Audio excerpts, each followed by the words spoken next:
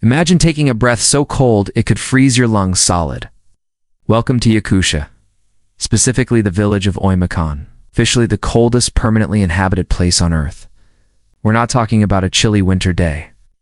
We're talking about temperatures that plummet to minus 60 degrees Celsius or minus 76 Fahrenheit. This isn't a place you visit for a ski trip. This is a place where survival is an art form, practiced every single minute of every single day.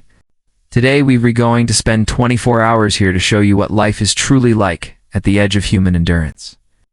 Everything you think you know about winter. You're about to step into a world of ice, and the first rule is simple. Respect the cold, or it will claim you. The sun, a pale, distant disk in the sky, barely climbs above the horizon. Here, in the depths of winter, daylight is a fleeting luxury, lasting only a few hours.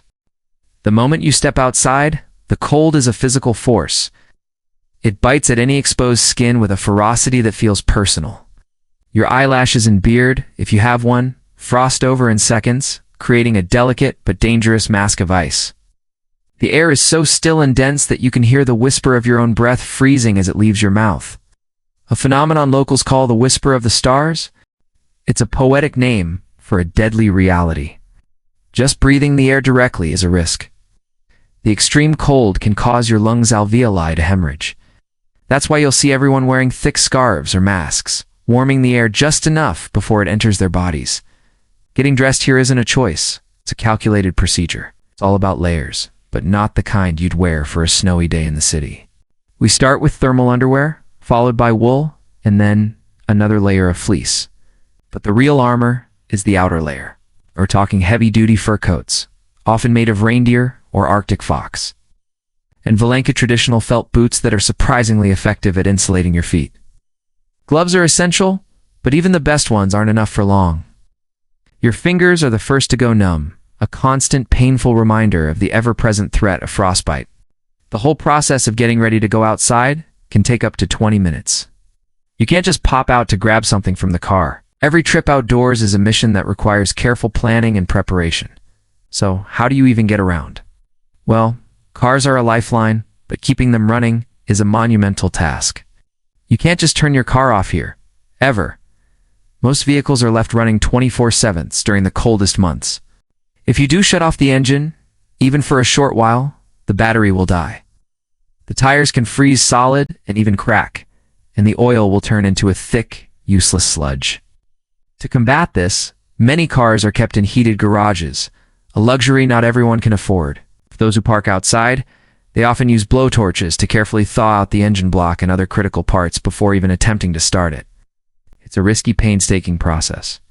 You'll see exhaust fumes hanging in the air like a permanent, low-lying fog, a constant testament to the battle between man, machine, and the elements. Let's talk about food. The ground is frozen solid year-round, a state known as permafrost. This means traditional agriculture is impossible. You won't find fields of wheat or vegetable gardens here. The local diet is, by necessity, heavily reliant on meat and fish. Reindeer meat, horse meat, and a variety of fish caught from the ice-covered rivers are staples. One of the local delicacies is stroganina, which is raw, thinly sliced frozen fish or horse liver. It's eaten frozen, and the intense cold actually helps preserve the nutrients. It might sound unusual, but it's incredibly rich in the vitamins and fatty acids needed to generate body heat and survive in this climate. The local market is a surreal sight. Entire fish and chunks of meat are frozen solid, standing upright in the snow like sculptures. There's no need for freezers when the entire world is one. What about daily life and work?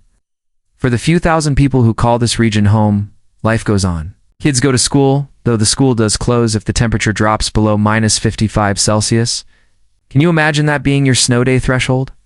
Many jobs are centered around the region's natural resources, like mining or supporting the community itself. Construction is another challenge. Buildings couldn't be built directly on the ground because the heat from the building would melt the permafrost underneath, causing the structure to sink and collapse. Instead, most buildings are raised up on deep concrete or steel piles, allowing cold air to circulate underneath and keep the ground frozen solid. It's a fascinating feat of engineering, born entirely out of necessity. Inside, homes are a sanctuary of warmth. Triple or even quadruple-paned windows, are standard to keep the precious heat in. Central heating is a must, with a vast network of pipes running above ground, because burying them in permafrost is not an option carrying hot water and steam to every building. If this system fails, it's a genuine emergency. The entire town could freeze in a matter of hours.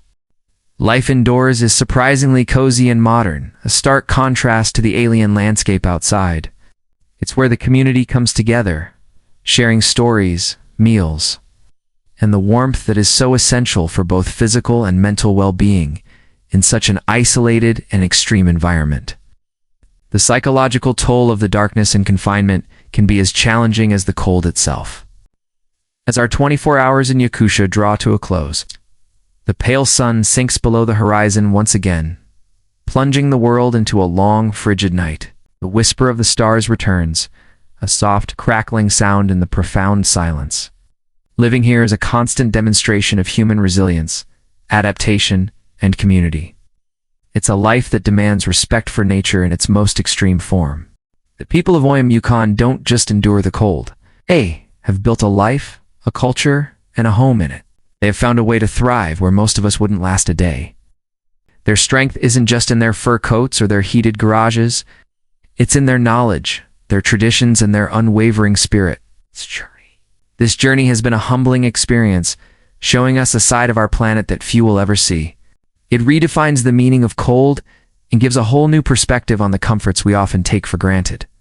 The resilience of the human spirit is truly remarkable, and nowhere is that more evident than in the heart of the world's coldest winter. Thank you so much for joining us on this incredible adventure to the coldest village on Earth. If you were captivated by this look into life in Yakutia, please hit that like button and subscribe to the channel for more journeys to the world's most extraordinary places. We'd love to hear your thoughts in the comments below. Could you handle a day in Oymyakon? Stay curious, and we'll see you in the next video.